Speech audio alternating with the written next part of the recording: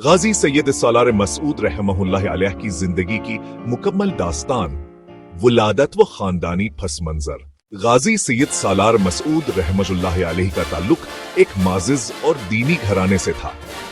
आप सुन ताज़ीना तोश में गजनी अफगानिस्तान में पैदा हुए। आपके वालिद का नाम मसीद सालार सा हुआ और वालिद मोहतरम हकान मोहतरम आमना बीबी था, जो सुल्तान महमूद गजनवी की बहन थी। यूं आप सुल्तान महमूद गजनवी के भांजे थे। बचपन ही से आप नीक, बहादुरावर इल्मु तिकव्या के पीकर थे। आपको अब्तदाई तालीम बेहतरीन असातिज़ा से हासिल हुई। कुरान, फ़िक़्ह, हदीस और फ़नून जंग में कमाल हासिल किया।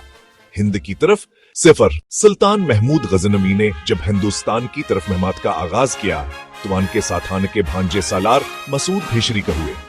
जब सुल्तान वापस गजनियत शरीफ ले गए तो सालार मसूद ने अपने सिपाहियों के साथ दीन इस्लाम की तबलीग के लिए हिंदुस्तान में है क़याम किया।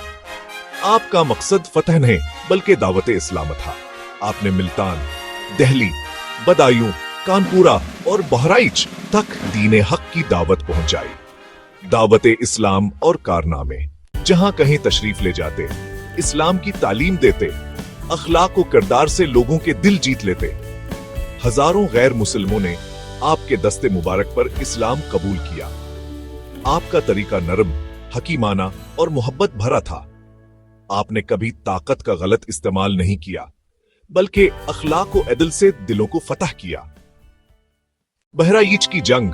जब आप बहराइच पहुंचे तो वहां का राजा सोहिल दीव इस्लाम के फैलाव से खाइफ था। उसने अपने लश्कर के साथ गाजी मसूद अलैहिर्रहमा पर हमला कर दिया। आपने नहायत बहादुरी से मुकाबला किया, मगर कसीर दुश्मनों के मुकाबले में लाउ में शहादत हासिल की। आपकी उम्र इस वक्त सिर्फ 9 साल थी। मजार मुबारक। आपका मजार बहराइच उत्तर प्रदेश भारत में वाक़ है, जो आज भी मुसलमानों और गैर मुसलमों दोनों के लिए रूहानी मरकज है। हर साल लाखों जायरीन वहां हाजिरी देते हैं, नजर नियाज पेश करते हैं और आपकी बहादुरी व रूहानियत को याद करते हैं। शख्सियत के नमाया पहलू। दलीर मुजाहिद और मबलग इस्लाम इल्म व इरफान में कामिल नरम गुफ्तार, आदिल और मुतकी। 33 साल की उम्र में शहादत के बावजूद बेमिसाल कारनामे। सबक। गाजी सैयद सालार मसूद की जिंदगी हमें ये सिखाती है कि ईमान और अखलाक की ताकत तलवार से ज्यादा असर रखती है।